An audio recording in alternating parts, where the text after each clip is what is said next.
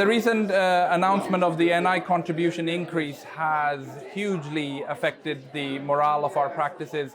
We're hearing from people who we haven't usually heard from, people who haven't necessarily previously gotten involved with collective action, but there is a deep upset amongst practices and amongst the GP partners, and indeed amongst practice managers as well. People are really worried about how they're going to be able to balance the books. So there are lots of people coming forward now wondering what the next steps are in collective action.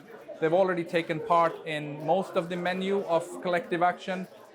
Some of the ones we don't talk about necessarily are the turning off data sharing agreements and GP Connect functions, which we have successfully done in Lancashire and Cumbria. The next steps are obviously going to be for practices to look at what they perhaps are not doing from the menu of collective action and use that as an opportunity.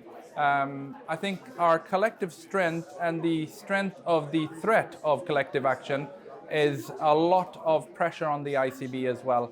And I think the ICBs are taking note.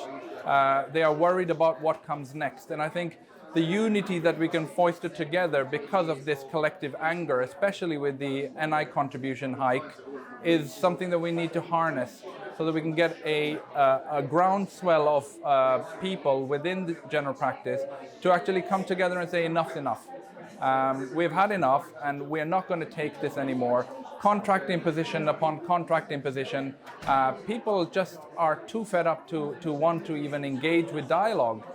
So I think it's up to the government now to see that anger and to roll back on the rhetoric of, GPs not being part of the NHS. We are the bedrock of the NHS, and I think anyone who thinks differently is either deluded or does not know anything about general practice or how the NHS works.